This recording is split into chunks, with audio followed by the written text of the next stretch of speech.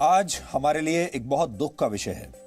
वर्ष 2018 में हमें एक बहुत ही प्रतिभावान लड़की के बारे में पता चला जो उत्तर प्रदेश के गौतम बुद्ध नगर जिले के एक छोटे से गांव की रहने वाली थी। इस लड़की का नाम है सुदीक्षा भाटी। सुदीक्षा बहुत प्रतिभाशाली थी, बहुत मेहनती थी और एक गरीब परिवार से होने के बावजूद उन्हें अमेरिका के एक बहुत बड़े कॉलेज से 4.25 करोड़ रुपए की स्कॉलरशिप मिली थी। सुदीक्षा की सफलता की कहानी उस समय जी न्यूज ने आप सबको दिखाई थी, पूरे देश को दिखाई थी, क्योंकि हम चाहते थे कि उदीक्षा बाकी के लोगों को भी प्रेरणा दें। लेकिन कल एक सड़क दुर्घटना में उदीक्षा की मौत हो गई और हमें इस बात का आज बहुत अफसोस है, बहुत दुख है कि जिसकी कहानी हमने आपको बताई और आज जिसके बारे में बात कर रहे हैं वो अब इस दुनिया में नहीं है। हमारे देश के सिस्टम के हाथों उदीक्षा और उसके सपनों ने कैसे दम तोड़ दिया, ये आज हम आपको बताना चाहते हैं। लेकिन पहले जी न्यूज पर 2 वर्ष पहले दिखाई गई वो रिपोर्ट हम आपको दिखाएंगे जिसने उदीक्षा को भारत के घर घर में एक पहचान दिला दी थी। जिस रिपोर्ट को देखने के बाद भारत के न जाने कितने युवा पीढ़ी के लोग, कितने लड़के, कितने लड़कियां जो हैं उन्हें प्रेरणा मिली थी। सिर्फ 17 साल की उम्र में इस बच्ची ने अपने परिवार का नाम रोशन कर दिया। कुछ ऐसा कर दिखाया जिससे पूरे देश की बच्चियों का सिर गर्व से ऊंचा हो गया है। यूपी के जिले गौतम बुद्ध नगर के छोटे से गांव डेरी स्कैनर की रहने वाली सुदीक्षा ने अमेरिका में पढ़ाई की स्कॉलरशिप हासिल की है। 12वीं पास कर अब वो अमेरिका के नामी बॉब्सन कॉलेज में पढ़ने जाएंगी।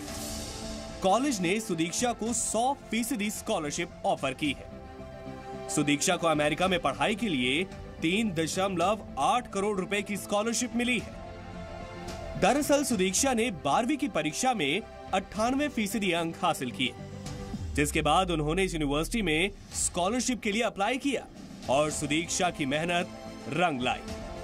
नहीं सोचा था बट हाँ, क्योंकि राइट टाइम पे राइट गाइडेंस मिली मुझे हमेशा, पहले फैमिली की, फिर उसके बाद मेरे स्कूल से, तो आई डोंट लाइक, तो ये होता गया। और वैसे ये ऑफर नहीं है, ये अब मैंने अप्लाई करा था और उसके बाद मेरा सिलेक्शन हो गया था। कामयाबी की ये कहानी इतनी भर नहीं है। एक गरीब परिवार की इस बेटी की कहानी बेहद इंस्पायरिंग है। सुदीक्षा एक चाय वाले की बेटी है। जी हाँ, उनके पिता चाय बेचने का काम करते हैं। आर्थिक तंगी और तमाम मुसीबतों से जूझते हुए उन्होंने ये मुकाम हासिल किया। हमेशा मेरे साथ मेरी फैमिली का सपोर्ट था और उसके बाद फिर मेरे स्कूल की मेरे साथ फुल सपोर्ट थी, तो मे बी इसी वजह से I was able to do that. और लाइक बाकी सारी लड़कियां भी कर सकती हैं, ऐसा नहीं है। फैमिली सपोर्ट होना बहुत ज़्यादा ज़रूरी है और जब आपकी फैमिली साथ होती है तो आपको लाइक हज़ारों मौके मिल जाते हैं। जैसे मुझे एक राइट टाइम पे राइट मौका मिला था टू गेट इनटू विद्या ज्ञान लीडरशिप अकेडमी। सुदीक्षा का कहना है कि उन्हें अमेरिका में काफी कुछ सीखने को मिलेगा, नई नई भाषाएं जानने को मिलेंगी। वो पढ़ लिख कर IAS बनना चाहती हैं। ब्यूरो रिपोर्ट, जी मीडिया। इसके बाद सुदीक्षा अमेरिका चली भी गई, वहां पढ़ाई भी शुरू कर दी और जब लॉकडाउन हुआ तो सुदीक्षा वापस भारत आ गई और अब हमारे बीच में नहीं है। किसकी वजह से? सुदीक्षा भाटी को वर्ष 2018 में अमेरिका के बॉस्टन शहर के मशहूर बेब्सन कॉलेज से 4.25 करोड़ रुपए की स्कॉलरशिप मिली थी।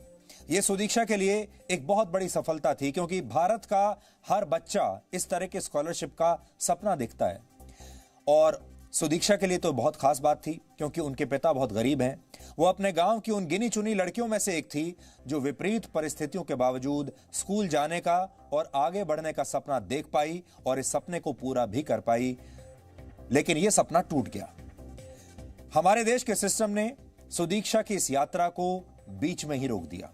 कल बुलंदशहर के पास एक सड़क दुर्घटना में 20 साल की सुदीक्षा की मृत्यु हो गई।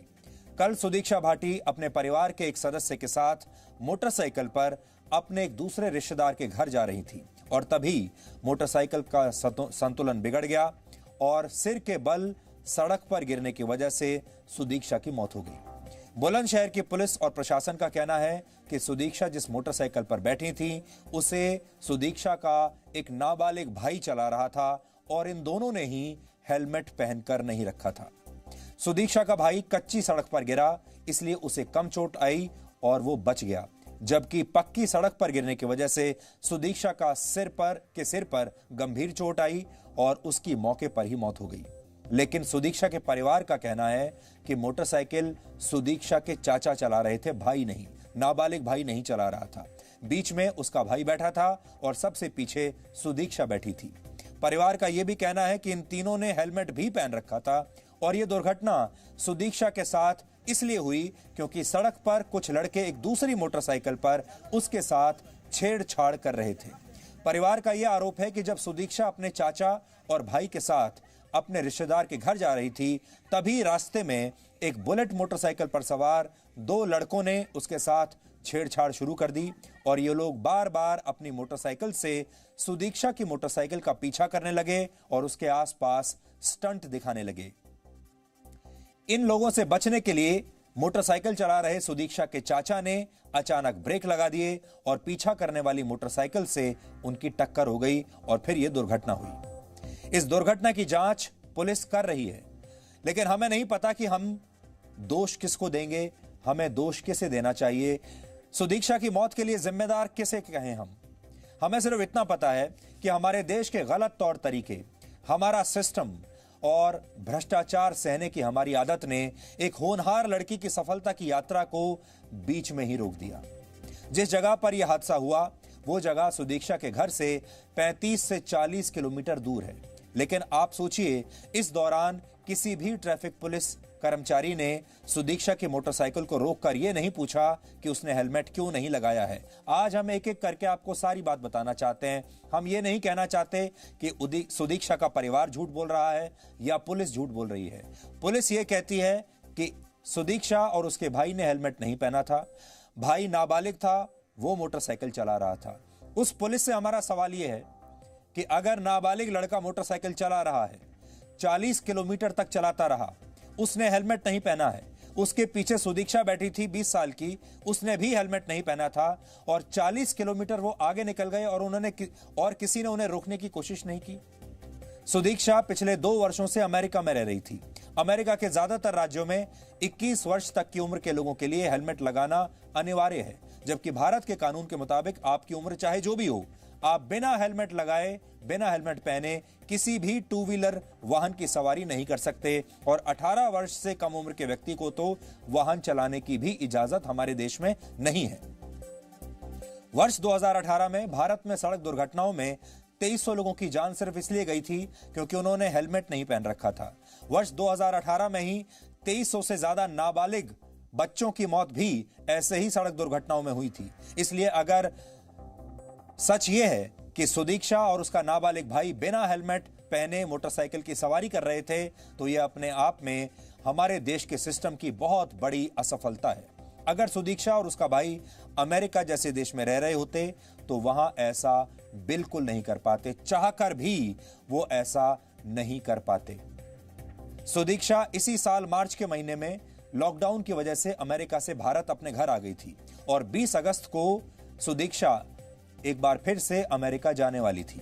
सुदीक्षा अमेरिका में एंटरप्रेन्योरशिप का कोर्स कर रही थी और सुदीक्षा को जो 4.25 करोड़ रुपए की स्कॉलरशिप मिली थी उसमें ये सारे खर्चे शामिल थे।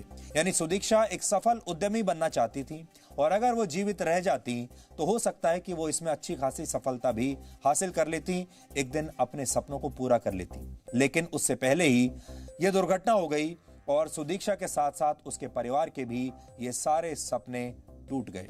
2018 में जब ये स्कॉलरशिप मिली थी, किसी ने सोचा भी नहीं होगा कि उसके 2 साल बाद ये लड़की सुदीक्षा ही नहीं रहेगी।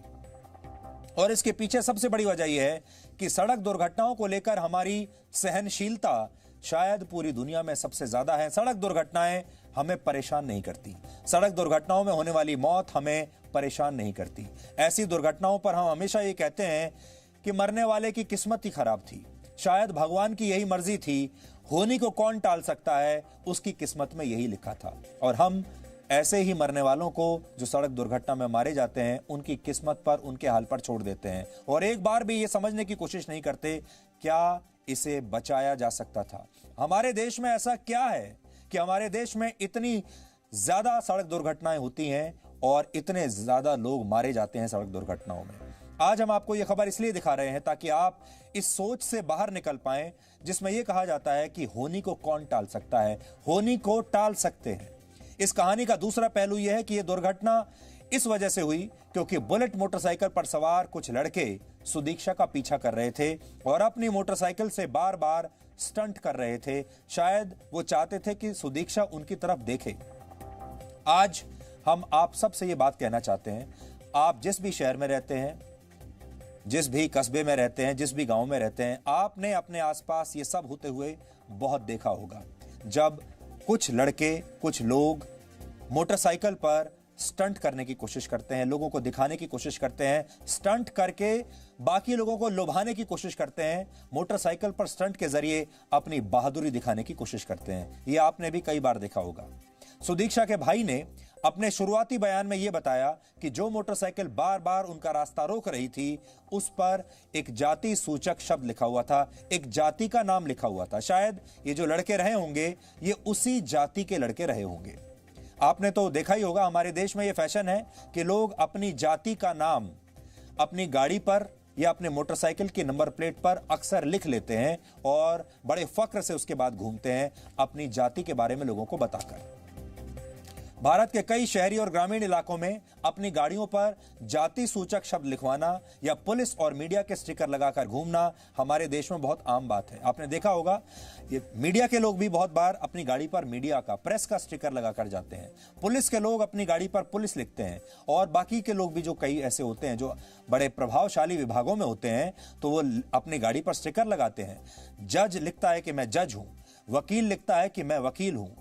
नेता जो होते हैं, जो छोटे छोटे पदों पर भी कोई नेता रहते हैं, वो भी अपनी गाड़ी के ऊपर लिखते हैं कि वो किस पद पर हैं। अगर कोई प्रदेश अध्यक्ष है तो वो गाड़ी पर लिखकर चलता है कि मैं फलानी पार्टी का प्रदेश अध्यक्ष हूं। पंचायत में जो लोग सदस्य होते हैं वो भी लिखते हैं। जो सरपंच है वो अपनी गाड़ी पर लिखता है कि मैं सरपंच हूं।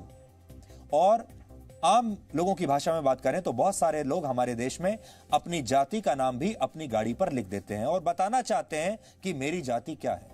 लेकिन अब आप खुद सोचिए, ये सारे स्टिकर जब हम अपनी गाड़ी पर लगवाते हैं, हम लोगों को क्या बताना चाहते हैं? हम अपना पद जब अपनी गाड़ी पर लिखते हैं, अपनी जाति अपनी गाड़ी पर लिखते हैं, क्या बताना चाहते हैं लोगों को? समाज को क्या बताना चाहते हैं? कि सारे रास्ते हमारे लिए खुलते चले जाएं क्योंकि हमारी जाति ये है, सारे रास्ते हमारे लिए खुलते चले जाएं, कोई हमें रोके नहीं क्योंकि हमारा पद ये है। लोग ऐसा अक्सर दूसरों पर अपना रुतबा, अपना रौब झाड़ने के लिए करते हैं और इसी मानसिकता के तहत महिलाओं के साथ अक्सर छेड़छाड़ भी होती रहती है। ये सब आपने जहां भी आप रहते हैं आपने देखा होगा। लड़के, बदतमीज लोग मोटरसाइकिल पर स्टंट करते हैं, महिलाओं के साथ छेड़छाड़ करते हैं। कई तो देश में ऐसे इलाके हैं जहां लड़कियों का बाहर निकलना मुश्किल है क्योंकि मोटरसाइकिल पर लड़के अक्सर ऐसी छेड़छाड़ करते रहते हैं।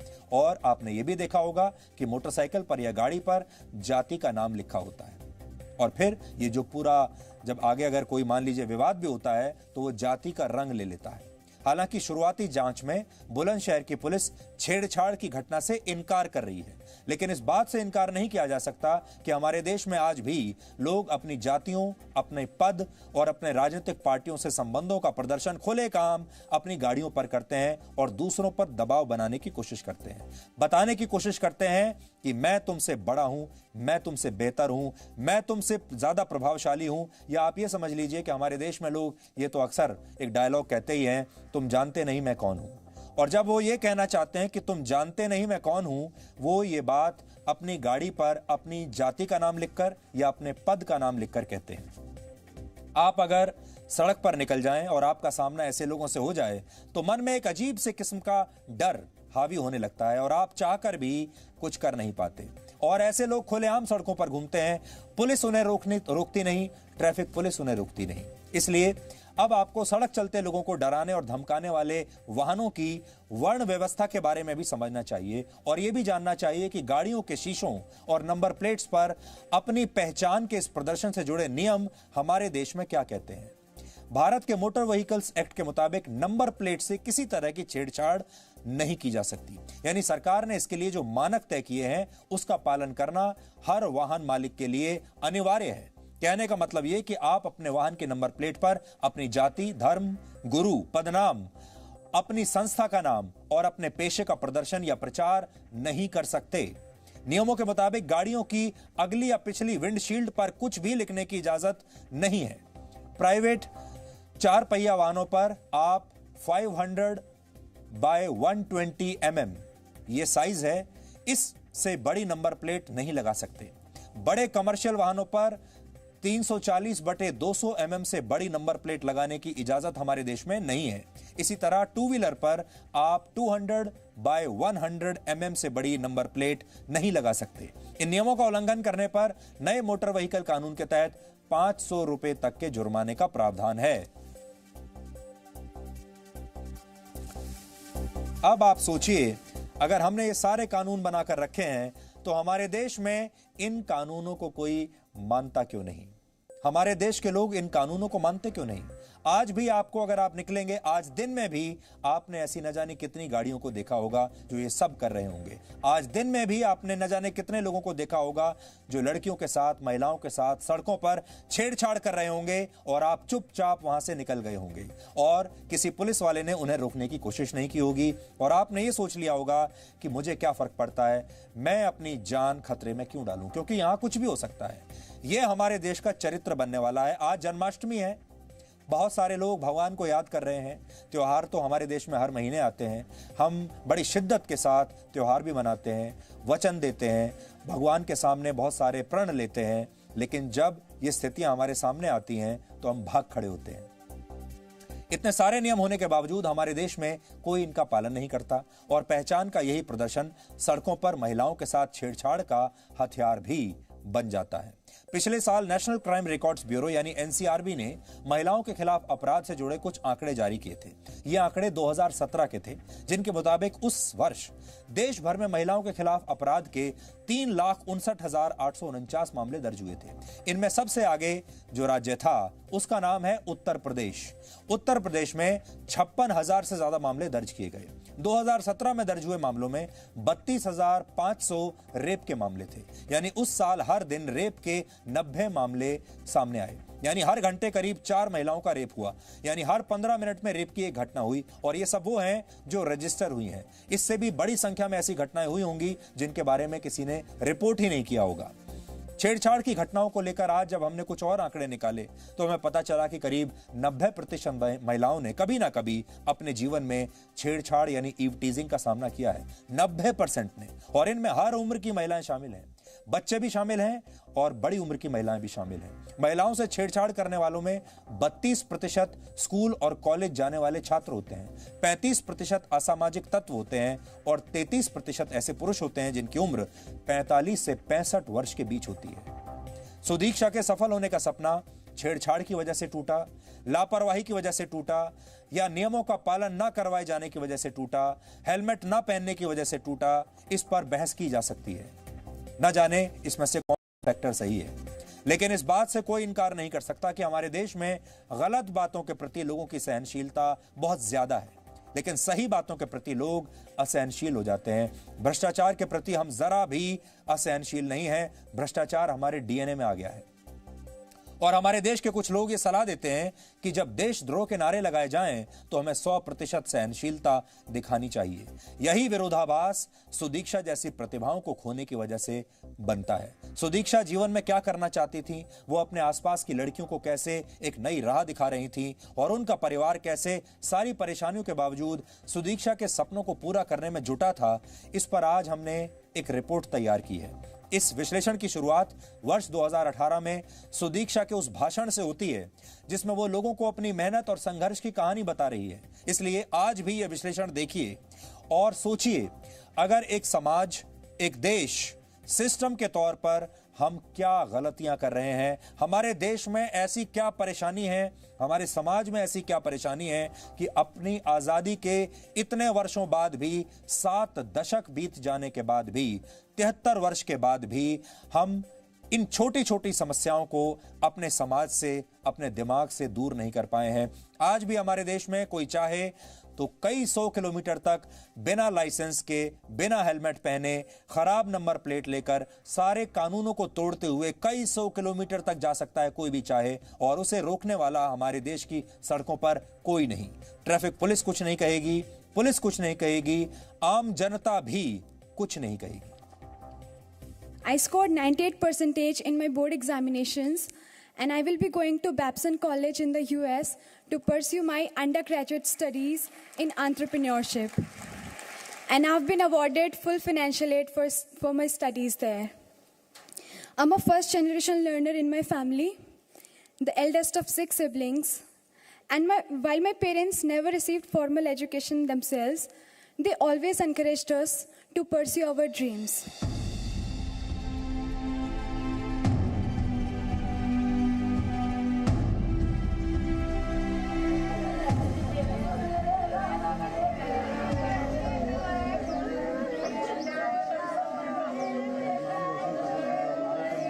सुदीक्षा भाटी की एक खबर आज पूरा देश देख रहा है, और एक खबर जी मीडिया ने उस वक्त भी दिखाई थी जब 19 साल की इस छोटी सी लड़की ने अपने बूते स्कॉलरशिप हासिल की थी और दादरी के छोटे से गांव से अमेरिका के बॉस्टन तक का सफ़र पूरा किया था। लेकिन वो सफ़र इस तरह से अधर में ख़त्म हो जाएगा, ये शायद ही किसी ने सोचा होगा। फिर एक तारा टूट गया, फिर एक परिवार का सपना बिखर गया।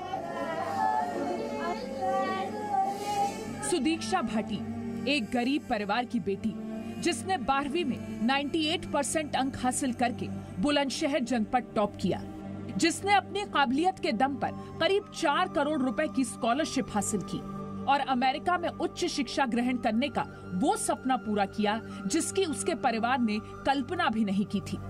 वो सुदीक्षा इस दुनिया से चली गई, बस यादें छोड़ गई। जैसे वो बातें करती थी, जिस तरह से वो अपनी पढ़ाई पे पूरा फोकस करती थी और हर चीज़ में फर्स्ट आती थी, उससे लगता था ये लगता था एक दिन अमेरिका जाएगी अकेली लड़की। हाँ मैम, उनका सपना था कि वो पूरी दुनिया में घूमे। अच्छा, उनका मैम सपना था। वो अब तक ये बोलती थी कि पापा मैं पूरी दुनिया देखना चाहती हूँ, मम्मी मैं पूरी दुनिया घूमना चाहती हूँ। मम्मी स्वाति में यूएस जाके अब थोड़े से सेशंस मतलब अपने कंप्लीट करके उन्हें अटेंड करके मैं दूसरी कंट्रीज में जाना चाहती हूँ। ये भी उनका मन था। आपको भी लेके जाएंगी, परिवार को घुमाएंगी, ऐसा सपना भी था? मैम था उनका सपना।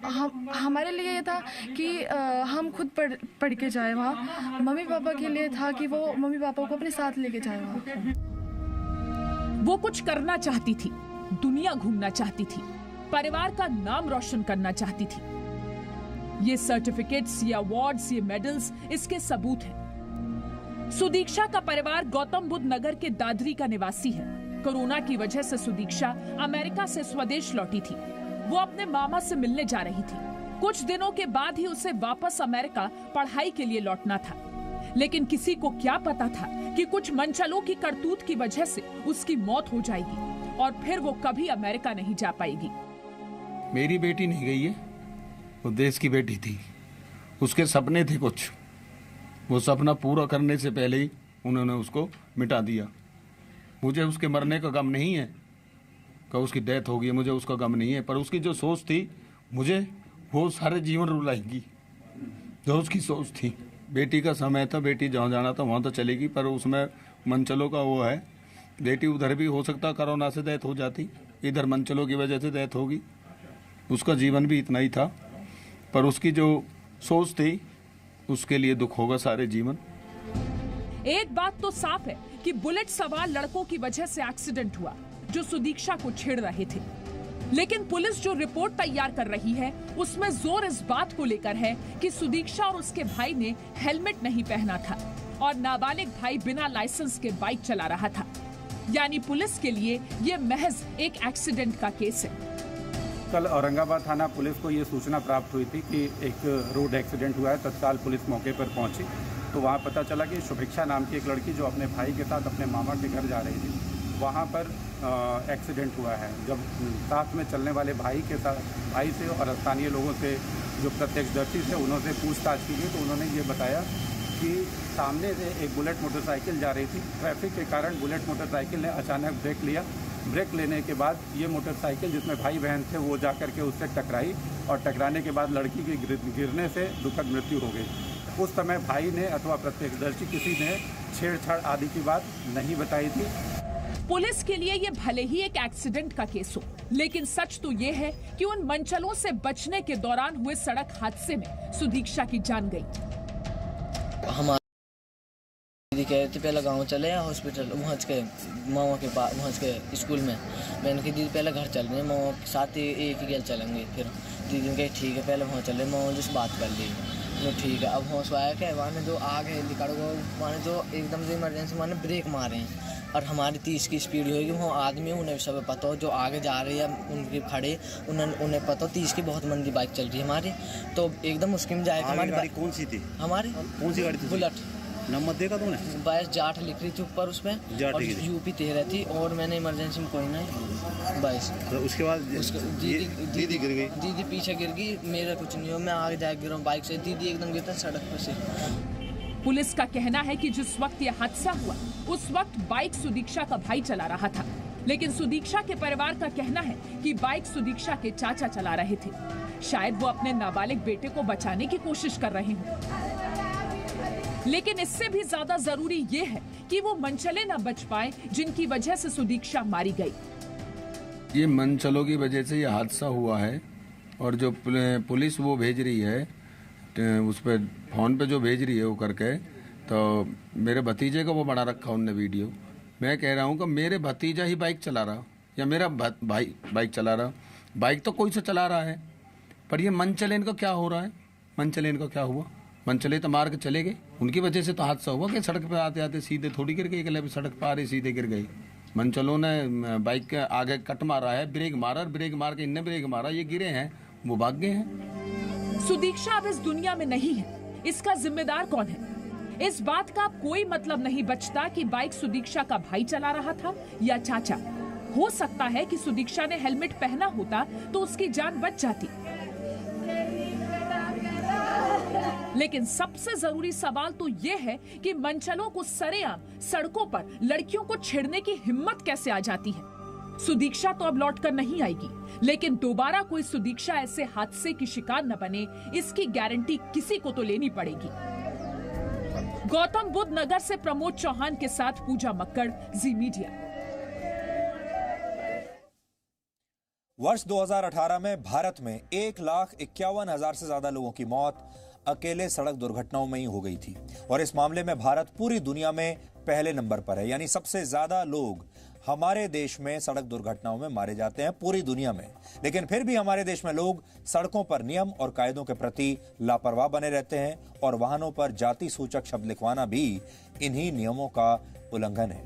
आपकी जाति चाहे कोई भी हो, धर्म चाहे कोई भी हो, आप पत्रकार हो, डॉक्टर हो, वकील हो या पुलिस वाले, आप अपने वाहन पर अपनी पहचान का इश्तिहार नहीं लगा सकते। लेकिन हमारे देश में नियमों की परवाह कोई नहीं करता और हमने आज इस मानसिकता की तह तक जाने के लिए कुछ मनोवैज्ञानिकों, कानून के जानकारों और इतिहासकारों से बात की है और ये समझने की कोशिश की है कि भारत में लोग धर्म, जाति और पद की पहचान को लेकर अहंकार से इतने ग्रस्त क्यों हैं। कानून इस विषय पर क्या कहता है ये हमने आपको बता दिया।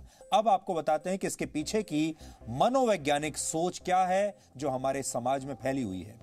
हमारे देश में लोगों को बचपन से ही ये बताया जाता है कि उनकी जाति क्या है, उनका धर्म क्या है। यह भी सिखाया जाता है कि उनकी जाति और धर्म दूसरों से श्रेष्ठ कैसे है और यही वजह है कि भारत में लोगों को बचपन से ही धर्म और जाति के प्रदर्शन की लत लग जाती है या यूं कहें कि ये लत लगा दी जाती है।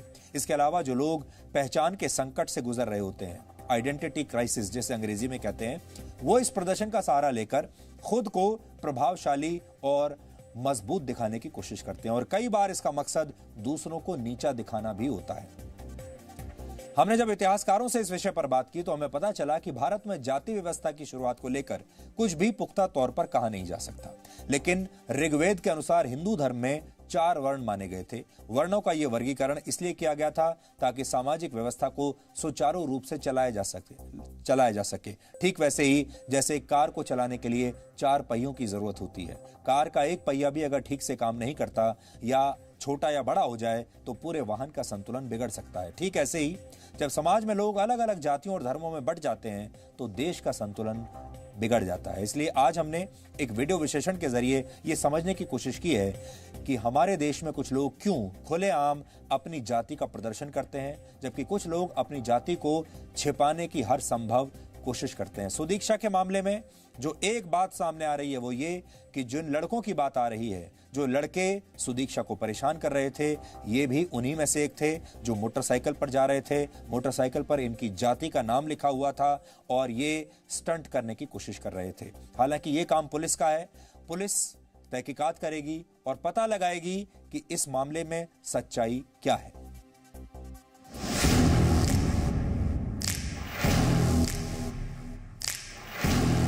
गुर्जर, गोस्वामी, चौधरी, दीक्षित साहब, विष्णु पंडित, अरे राजा बाबू भी हैं, उपाध्यक्ष जी भी हैं। मतलब कार ना हुई, जाति प्रमाण पत्र हो गया। गाड़ी पर दिखावा अब स्वैग का हिस्सा बन गया है। स्वैग आपके गुणों का नहीं, आपकी जाति का, और वो भी सीना ठोक कर। क्या नाम है आपका? विकास नागर। नागर साहब, ये जो लिखवाया है आपने गुर्जर, तो ये क्यों लिखवाते हैं?